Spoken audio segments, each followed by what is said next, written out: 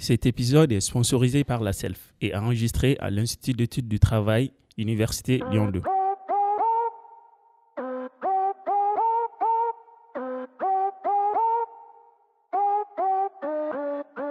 Bienvenue sur Parlons peu, parlons ergo, un podcast de vulgarisation des connaissances autour de l'ergonomie. Aujourd'hui, nous retrouvons Marlène Cherouz pour parler de conception d'horaires atypiques de travail dans le secteur hospitalier. Nous évoquerons la place de l'ergonomie dans ce processus.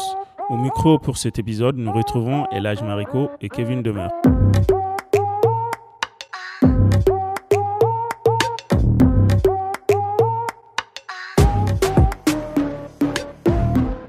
Donc bonjour Elhadj, bonjour Marlène Cherouz, merci d'être avec nous aujourd'hui. Bonjour.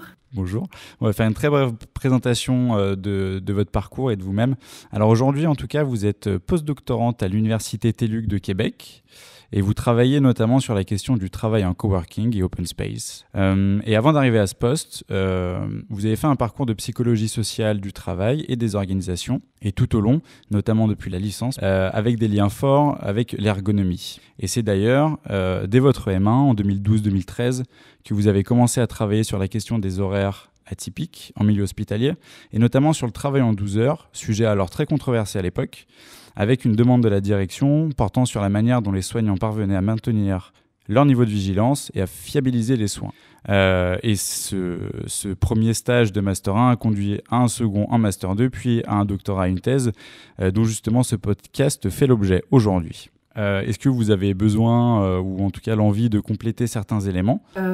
Pour moi, c'est parfait. Merci pour cette présentation. Oui, peut-être une précision que je voudrais apporter, c'est que tous ces travaux sur le travail en horaire atypique en milieu hospitalier ont été réalisés en collaboration avec Béatrice Barthes, qui est maîtresse de conférences en ergonomie à l'Université de Toulouse et qui est spécialiste du travail en horaire atypique. Donc, c'est avec elle que j'ai connu l'ergonomie en licence, puis c'est elle qui a encadré les stages de master, puis la thèse. Donc, c'est une thèse qui porte sur la conception du travail en horaire atypique, qui a été conduite dans une clinique privée à Toulouse.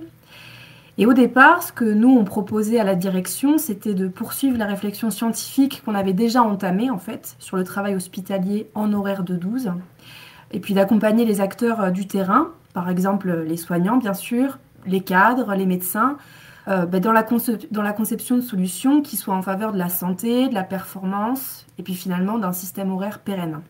Et en fait, de son côté, la direction de cette clinique privée, eh bien, elle avait sa propre demande, qui était de concevoir un système horaire innovant pour répondre en fait à l'augmentation de l'absentéisme et du turnover chez les personnels soignants. Donc moi j'arrive dans cette clinique et je découvre que l'innovation, c'est en fait une notion qui est très très valorisée dans la clinique. Derrière cette notion d'innovation, on parle de remise en question, de changement de pratique, d'expérimentation de nouvelles initiatives. Donc d'un côté, on a cette demande de la direction qui est de concevoir un système horaire dit innovant.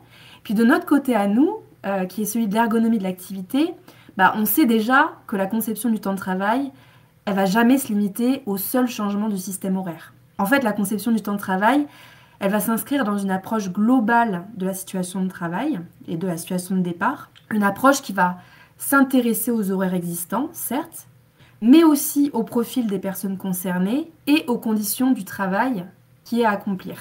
Donc finalement, la question qui est à se poser, c'est où se situe l'innovation quand l'ergonomie conçoit un nouveau système d'horaire atypique. Sachant que dans sa demande, la direction de la clinique privée, elle situe l'innovation finalement au niveau du système horaire, donc au niveau de la solution.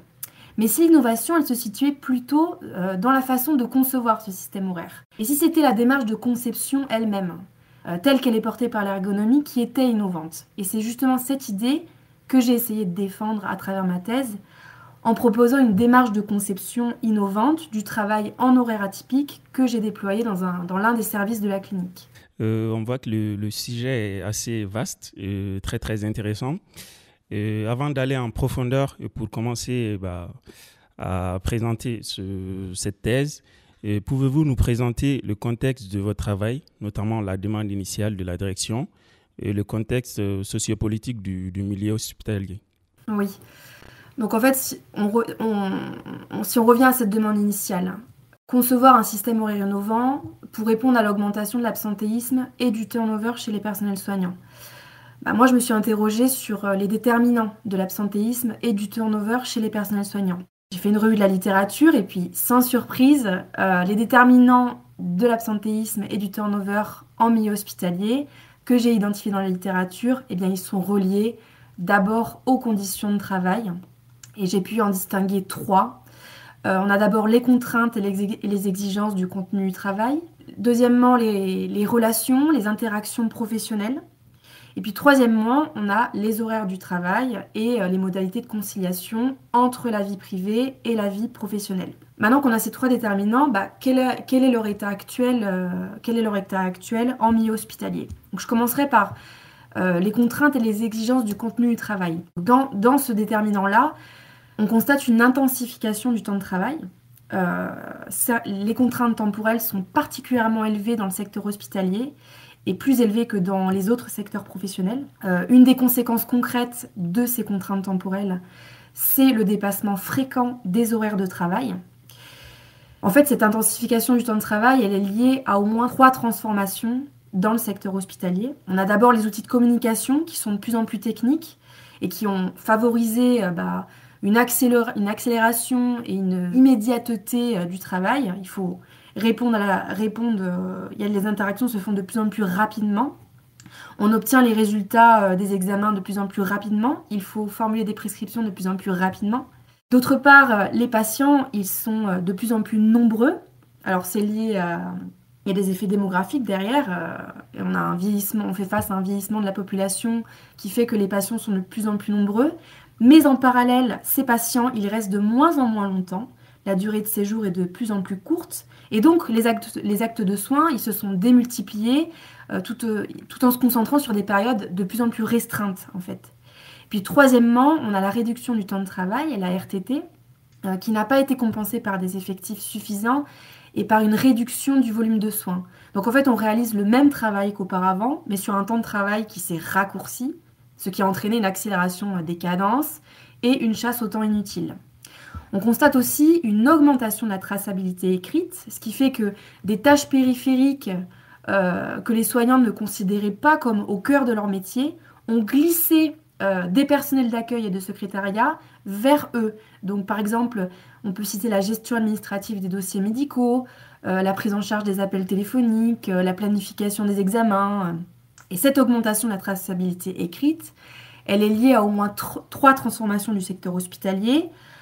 Déjà, les supports sur lesquels on prescrit les soins, sur lesquels on attribue des lits, sur lesquels on transmet des informations, sur lesquels on commande du matériel, ils sont de plus en plus informatisés.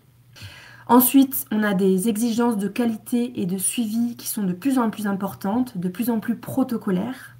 Et puis, on a aussi, comme je l'ai dit, une diminution de la durée d'hospitalisation qui a finalement augmenté la traçabilité des soins, mais aussi celle de tous les mouvements de patients. Quand j'entends mouvement de patients, j'entends entrée, sortie, transfert d'une chambre à l'autre ou d'un service à l'autre. On constate aussi une invisibilité de la dimension relationnelle du soin, c'est-à-dire la relation entre le soignant et le soigné, qui est pourtant indissociable de la prise en charge et de la qualité des soins.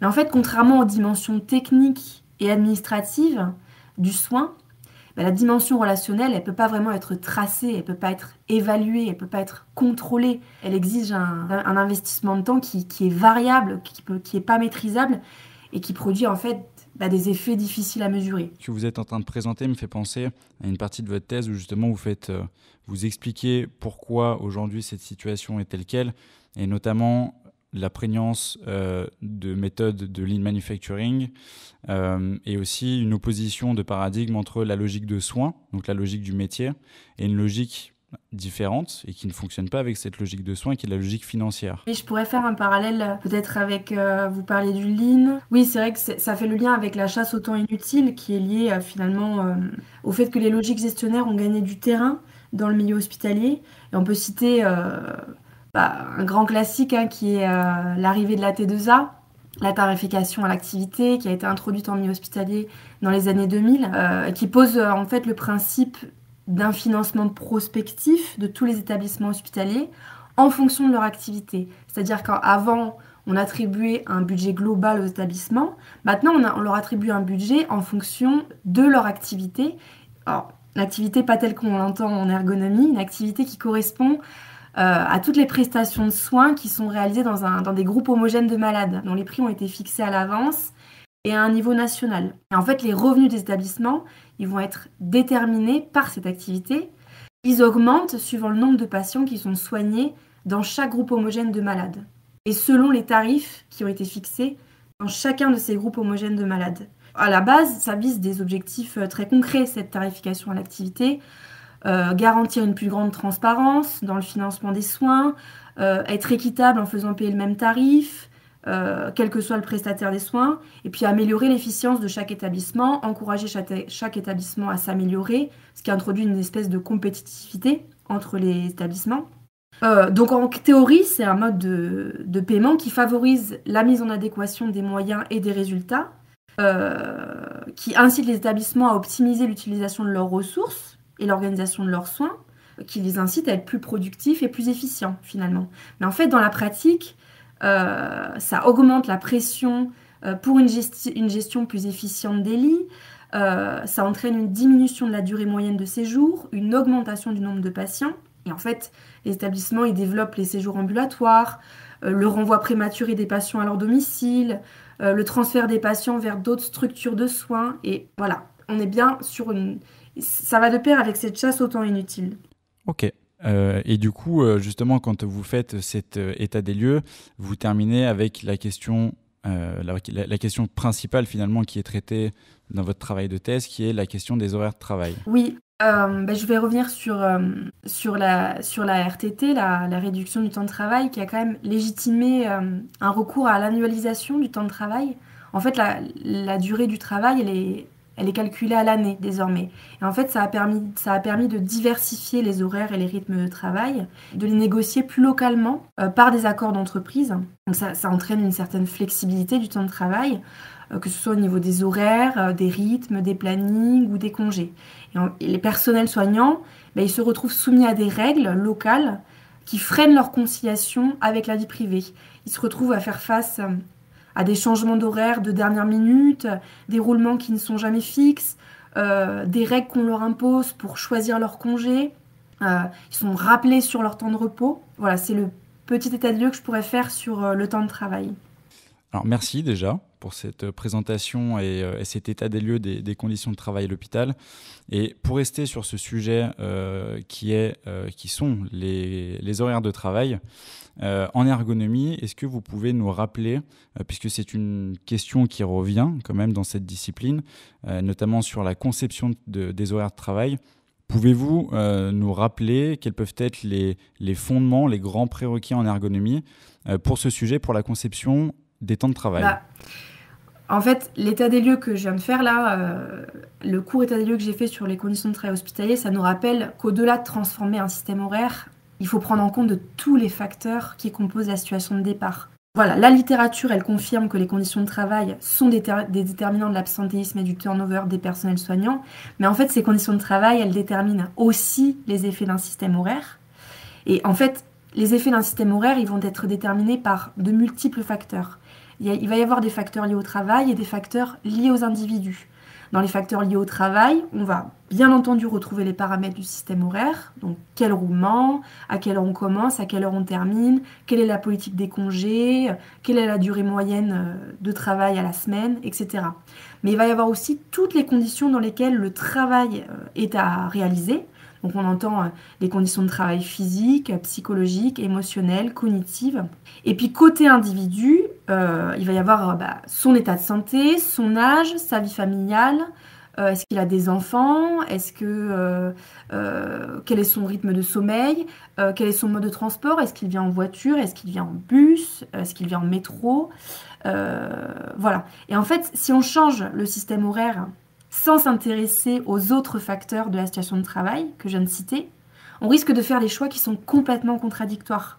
Par exemple, on peut décider de repousser l'horaire d'un poste. Donc, sur le papier, ça peut être pas mal parce que ça peut permettre d'augmenter le temps de sommeil de la personne. Elle va se lever plus tard.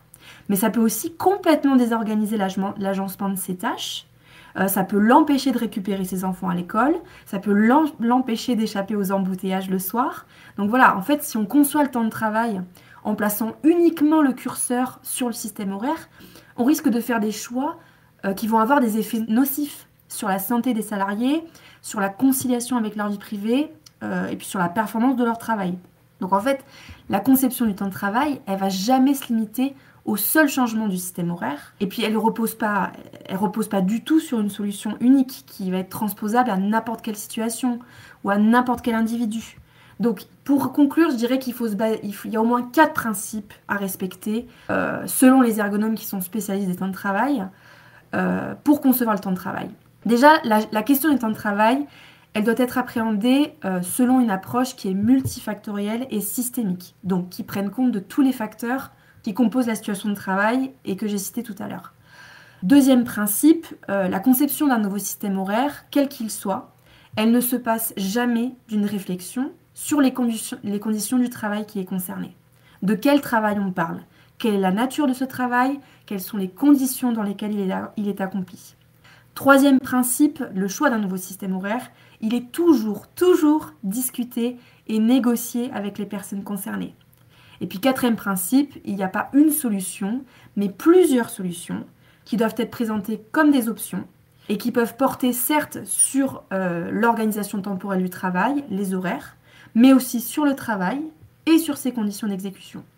Oui, là nous voyons que concevoir des horaires de travail en ergonomie est une question très large qui va au-delà des heures de travail en tant que telles. Il y a des questions qui touchent à l'organisation du travail, à l'organisation de la production et à l'humain, à l'individu en tant que tel. Justement, votre thèse, vous avez fait de la conception des horaires de travail une innovation sociale. Vous l'avez vous êtes saisi de cette problématique par les biais de l'innovation sociale. Et donc, c'est ça qui fait l'originalité déjà de votre thèse. Et donc, nous aimerions que vous reveniez sur ces concepts d'innovation sociale. Oui, alors, c'est l'innovation sociale effectivement que j'ai choisi de cibler. Je me suis appuyée sur un courant scientifique québécois qui est issu de plusieurs disciplines, les sciences sociales, les sciences économiques, politiques, gestionnaires. On va dire que de façon générale, selon ce courant, l'innovation sociale, elle renvoie aux pratiques et aux façons de faire, aux règles, à l'organisation, à la coordination des acteurs. En entreprise et en milieu hospitalier, elle peut renvoyer à la réorganisation du travail et au réaménagement du temps de travail. Donc toujours dans ce courant scientifique, la conception du temps de travail, la conception de nouveaux horaires, elle peut être considérée comme une innovation sociale à partir du moment où elle a des effets positifs sur la conciliation entre les vies professionnelles et les vies privées. Donc ça peut être par exemple des horaires flexibles ou du temps partiel. Mais en fait, selon ce courant, donc l'innovation sociale, elle peut se situer dans de nouveaux horaires, c'est-à-dire dans le contenu des solutions retenues. Mais en fait, selon ce courant, elle peut aussi se situer dans la façon de créer les solutions, dans le processus de création des solutions. Pour ça, il faut que le processus rassemble au moins 2 conditions. D'abord, il faut que les acteurs qui sont concernés participent à toutes les étapes de la démarche. Et ensuite, il faut qu'il y ait une diversité de logique entre ces acteurs, une diversité de statuts, une diversité de métiers. Il faut faire coopérer une diversité d'acteurs. Donc en fait, l'approche ergonomique, elle peut être innovante parce qu'elle a finalement pas mal de points communs avec l'innovation sociale. Toutes les deux, elles répondent à un besoin social. Elles ont un double objectif qui est à la fois centré sur les personnes et sur les performances. Elles partent d'un diagnostic des problématiques initiales qui va être partagé avec les acteurs. Et puis, il y a une démarche de conception participative avec une diversité d'acteurs qui va engager des échanges de représentation, des apprentissages sur le travail de l'autre. Et puis, en fait, l'approche ergonomique, finalement, pour moi, c'est une innovation sociale de longue date qui n'est pas seulement innovante parce qu'elle présente des points communs avec ce fameux concept de l'innovation sociale, mais aussi parce qu'elle a des caractéristiques qui lui sont propres. Je la trouve innovante pour le regard global et systémique qu'elle porte sur les problématiques initiales de la situation de travail. Et puis, pour la place qu'elle accorde à l'activité de travail, il faut rappeler que l'ergonomie, elle s'intéresse à l'activité de travail déployée dans la situation de travail. Elle s'intéresse au travail réel, au travail tel qu'il est réalisé. Et pour moi, c'est en ça aussi qu'elle est innovante. Très bien. Et donc justement, par rapport à cette démarche que peut proposer l'ergonomie, et que d'ailleurs vous avez mis en œuvre dans votre travail de thèse, je vous propose de rentrer de manière un petit peu plus précise sur justement votre méthodologie que vous avez développée au travers de votre travail.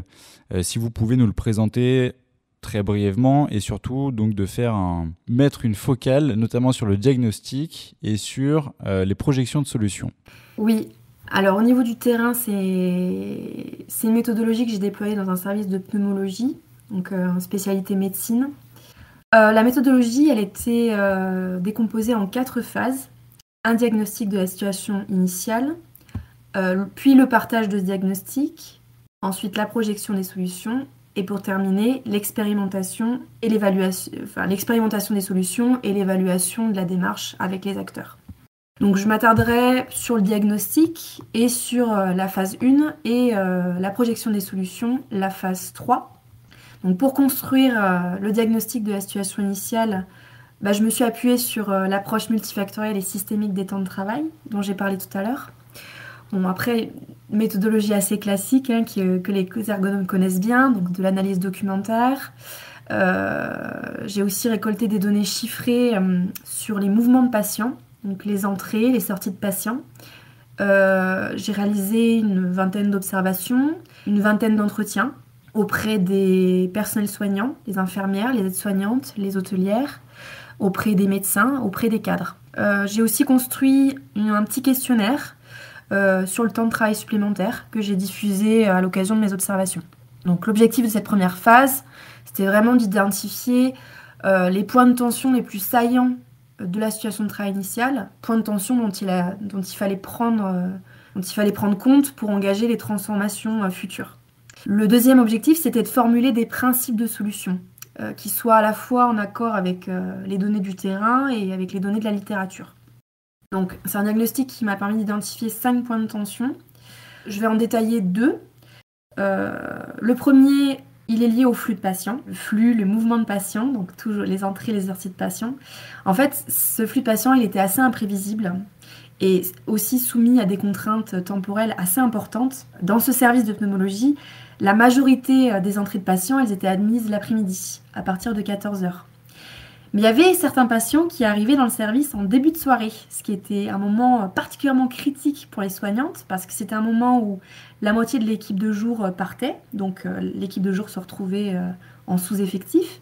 Et c'était aussi un moment où l'équipe de nuit arrivait et connaissait pas du tout les patients, ni l'état dans lequel se trouvait le service. Et en plus, il faut ajouter que c'était généralement des patients qui étaient assez urgents, dont le cas était assez urgent, qui étaient vraiment dans qui étaient dans un état de santé assez préoccupant. Résultat, les soignants étaient souvent contraints de rester plus tard le soir, à cause de ces entrées qui arrivaient tardivement. Autre élément, la majorité des entrées étaient quand même admises l'après-midi, pas en début de soirée, mais l'après-midi à partir de 14h. Le problème, c'était que leurs lits n'étaient pas toujours disponibles quand elles arrivaient dans le service. Les lits n'étaient pas prêts, en fait. Soit parce qu'ils n'avaient pas été libérés par les patients sortants du jour, soit parce que la chambre n'avait pas été encore nettoyée ou équipée. Dans mes observations, j'avais relevé aucune sortie avant 13h30, et puis la moitié des patients étaient finalement sortis aux alentours de 14h30.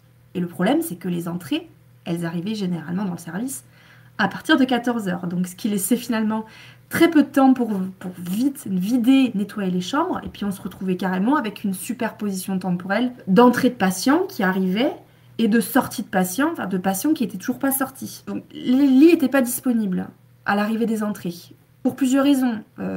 Parfois, c'était parce que le médecin avait identifié les sorties le matin même, pendant sa visite le matin. Et le problème, c'est que plus le médecin identifiait tardivement une sortie, plus c'était difficile de s'organiser pour que la sortie puisse se faire dans les meilleures conditions en début d'après-midi. On avait un problème de retard d'ambulanciers aussi. Les ambulanciers qui venaient quasiment tout le temps chercher les patients au-delà de l'horaire auquel ils avaient été convoqués. Deuxième point de tension que je voulais aborder, il concerne plus particulièrement les horaires dans les modalités prescrites de ce système horaire. Le temps de chevauchement, donc le temps de rencontre entre l'équipe de jour et l'équipe de nuit, matin et soir, était de 15 minutes. Ce temps de chevauchement, il était dédié aux transmissions orales entre l'infirmière qui arrive dans le service et l'infirmière qui quitte le service. Il fallait faire les transmissions orales sur 18 patients en 15 minutes. L'infirmière de nuit, elle arrivait toujours dans le service plus tôt. et quittaient toujours le service plus tard. En moyenne, les transmissions orales, elles ne duraient non pas 15 minutes, mais entre 30 et 45 minutes. Le temps d'avance, il était encore plus important lorsque l'infirmière qui arrivait dans le service revenait après plusieurs jours non travaillés. Parce que bien sûr, il fallait complètement se réapproprier le service, se réapproprier l'état de 18 patients qu'elle n'avait pas vus depuis plusieurs jours. Donc clairement, la durée du chevauchement jour-nuit, elle était insuffisante lors d'une première vacation non travaillée, donc lors d'une vacation où une infirmière revient dans le service après plusieurs jours d'absence. Voilà pour les 2 points de tension que je voulais détailler dans ce diagnostic. Et en fait, ça m'a permis de formuler des principes de solution, 4 principes de solution. Améliorer la gestion du flux de patients, renforcer la coordination entre les différents corps de métier, fiabiliser les transmissions orales et faciliter l'articulation du temps de travail et des autres temps de vie. Et à partir de ces 4 principes de solution, j'ai formulé 14 solutions que j'ai proposées aux acteurs. On a éliminé 4 solutions et on en a gardé 10 pour la phase de projection. Ce qui m'amène à la phase de projection, donc la phase 3. Donc là, je saute la phase 2, celle du diagnostic partagé, pour passer directement à la phase de projection, la phase 3, qui repose sur l'animation de 8 groupes terrain et de 5 groupes décisionnaires. D'accord. Et alors, c'est vrai qu'effectivement, à la lecture de votre thèse et quand on a fait le travail préparatoire pour ce podcast, on a été assez intrigué et intéressé par justement tous ces groupes, de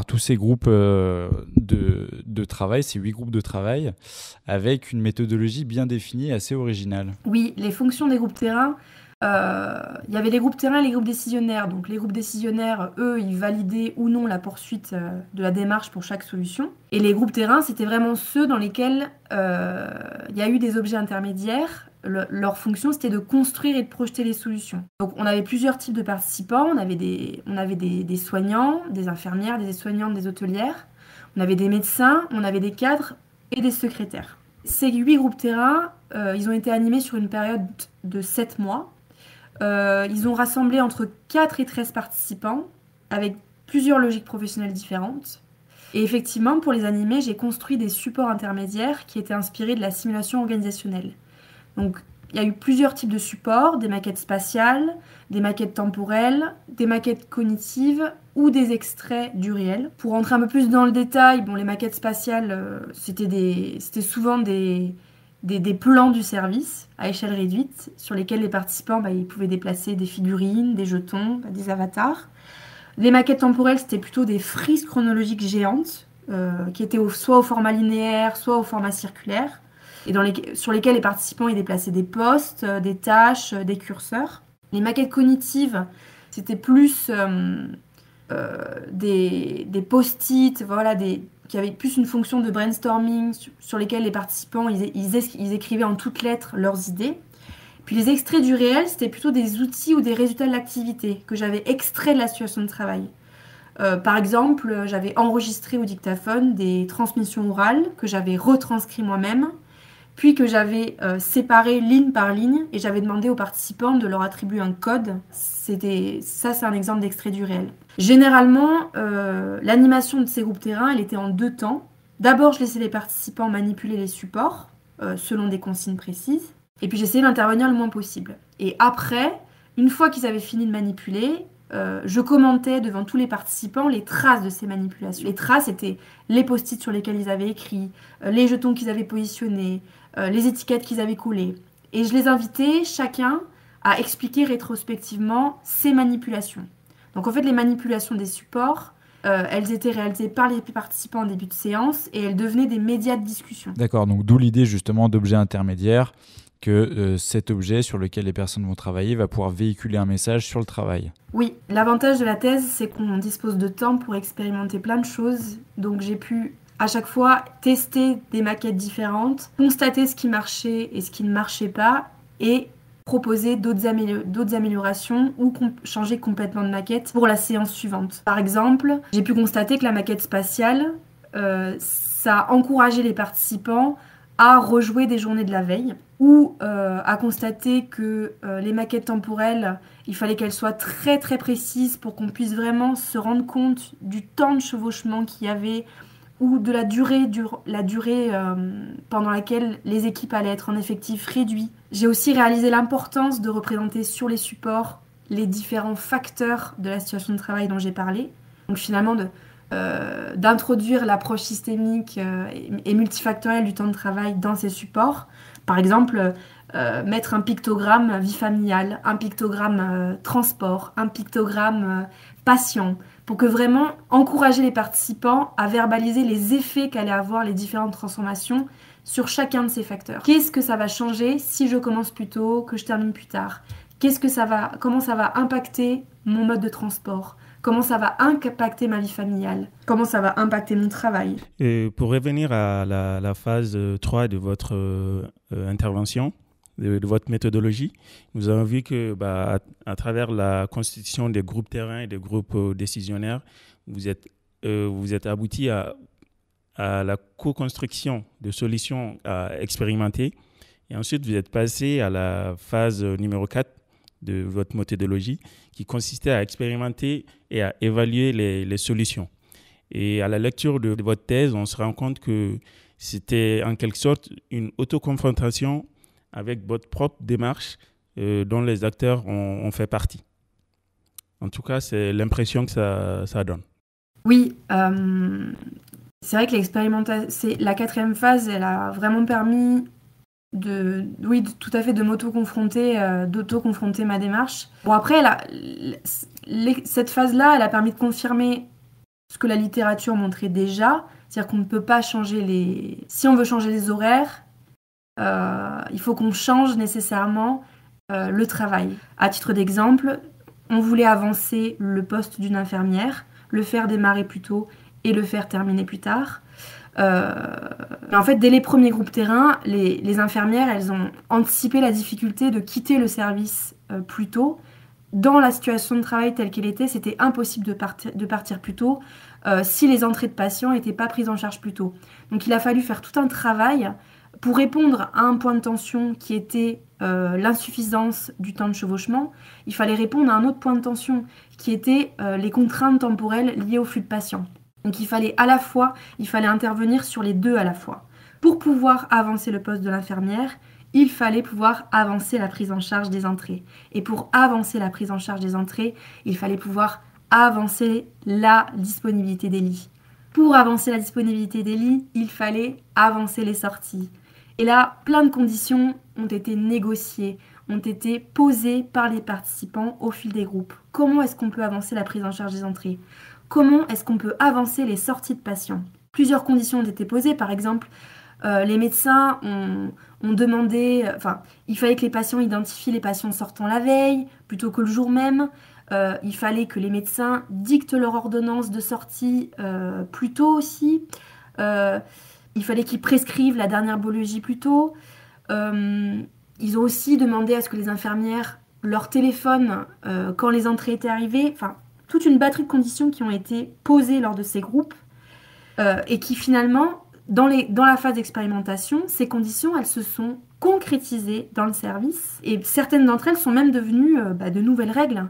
Elles ont été complètement intégrées dans le travail de l'équipe de soins. La deuxième chose, ce que la thèse peut apporter de nouveau, c'est que à travers les groupes terrain, la conception du temps de travail, finalement, au travers de ces groupes terrain, en fait, elle a été comme un prétexte, une occasion de révéler la réalité du travail de chacun, de révéler les contraintes que chacun rencontrait dans son propre travail, de révéler les règles que mettait en place chacun dans son propre travail pour faire face à ces contraintes. Donc, cette démarche de conception, elle a occasionné des rencontres, des confrontations entre les différents mondes du service de soins. Ça a permis de faire découvrir à ces différents acteurs les différentes logiques d'action. Ça leur a permis de prendre conscience de leur interdépendance aussi pour pouvoir garantir le fonctionnement du système. Et en fait, c'est d'autant plus important qu'en milieu hospitalier, ces temps d'échange aujourd'hui qui sont dédiés aux conditions et à l'organisation du travail, ils sont malheureusement rares puisqu'encore une fois, on manque de temps pour aménager ces temps de discussion. Dernier élément, pour négocier le temps de travail et plus généralement pour négocier le changement d'une situation de travail, il faut absolument faire participer les acteurs d'influence, les acteurs de pouvoir. Et en milieu hospitalier, ce sont les médecins. Le fait que les médecins participent à cette démarche de conception, ça a permis de générer aux uns et aux autres de se révéler la réalité de leur travail. Puis ça a permis de mettre des mots sur des contraintes qui stagnaient dans le service depuis longtemps, et sur lesquelles on a pu mettre des mots et trouver ensemble des solutions. Donc ça a permis d'ouvrir un dialogue en fait, entre médecins, soignants, cadres et secrétaires, sur les problématiques existantes. Ça a permis de les engager en fait dans l'amélioration de l'organisation du service. Et puis finalement, c'est la participation des médecins à cette démarche de conception qui a finalement été davantage valorisée par les soignants que le changement d'horaire lui-même. Pour le reformuler, les soignants, dans les entretiens rétrospectifs, à l'issue de la démarche, ce qu'ils disaient dans les entretiens, c'est que ce qui était le plus important finalement, c'était que la démarche ait permis d'ouvrir un dialogue avec les médecins, de mettre en mots des contraintes qu'ils rencontraient dans leur travail. C'était finalement plus important que de changer les horaires. D'accord.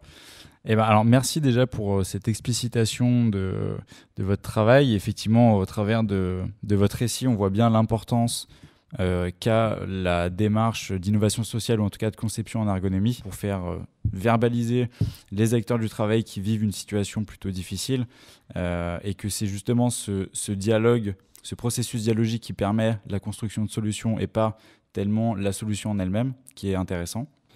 Oui, justement. Là, nous tendons malheureusement vers la fin de ce podcast. Nous aimerions quand même revenir sur les résultats et les apports de votre thèse, parce qu'on a vu que vous avez contribué, non pas à changer les horaires de travail, mais vous avez impacté sur le travail. Vous avez permis une prise de conscience du travail des infirmiers et des médecins. Donc, on voit finalement à travers votre thèse que la démarche a eu plus d'impact que les résultats en elles-mêmes. J'ai une double question, on va dire. Quels sont les apports de votre travail, déjà pour les demandeurs et les soignants qui sont bénéficiaires, et surtout à long terme pour le secteur hospitalier et dont on a fait l'état des lieux au début de ce podcast? Je dirais que les apports pour les acteurs du service de soins, je les ai un petit peu abordés tout à l'heure. Donc, je dirais une mise en lumière de la réalité du travail des uns et des autres, se rendre compte des difficultés de chacun. À travers les maquettes ont aidé. Les maquettes, c'est une perspective qui est vraiment intéressante parce que ça permet de concrétiser les discussions sur la réalité du travail. Ça permet aussi de légitimer la prise de parole. Le fait que la maquette soit au centre de la table et que ça donne une base de travail à tous qui soit visible et accessible par tous.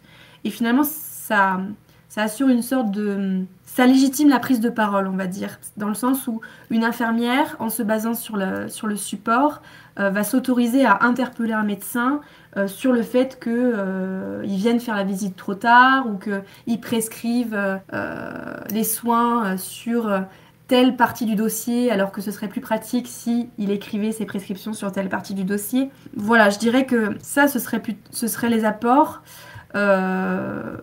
pour inscrire ça dans une perspective plus large. L'idée, ce serait de pouvoir pérenniser ce type de dispositif, sachant que je l'ai peu abordé, mais un autre déterminant de l'absentéisme et du turnover en milieu hospitalier, c'est les interactions et les relations professionnelles.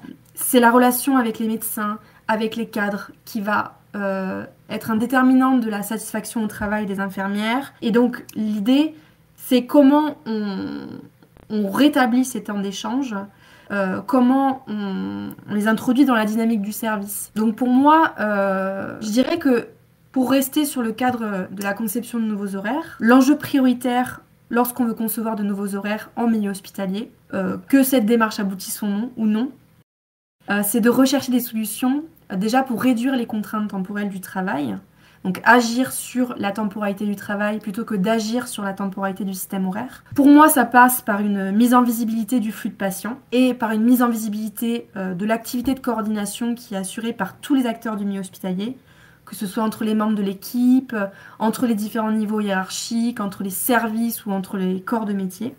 Pour moi, la réussite voilà, la question de comment on instaure un tel dispositif en milieu hospitalier. Sachant que voilà, on est soumis à un travail, on est face à un travail qui est soumis à de fortes contraintes temporelles.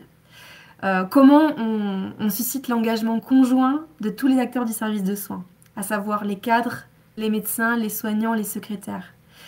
Pour moi, ça repose sur des moyens qui sont à la fois matériels, humains, financiers et qui sont à négocier impérativement avec la direction. Ça repose sur la possibilité de réserver des salles qui sont en dehors du service de soins et qui sont neutres.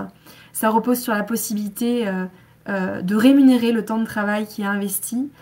Ça repose sur la possibilité de pouvoir remplacer les soignants, parce que la particularité du travail hospitalier, c'est qu'il ne s'arrête jamais. C'est un travail qui est continu.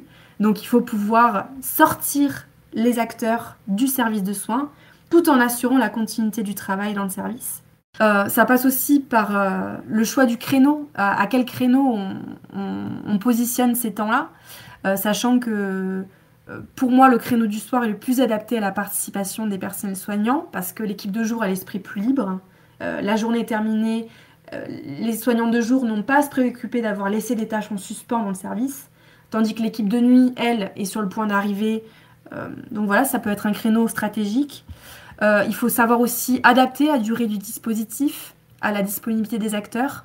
Malheureusement, comme en milieu hospitalier, on manque de temps. Il faut pouvoir se questionner sur la durée des séances, qui dans mon cas n'ont jamais duré plus d'1 heure et demie. Pour terminer, je dirais que ça dépend aussi de l'engagement de l'intervenant. En tout cas, l'analyse de l'activité, c'est déjà une bonne voie pour susciter cet engagement. Notamment parce que travail hospitalier et travail en horaire atypique vont ensemble.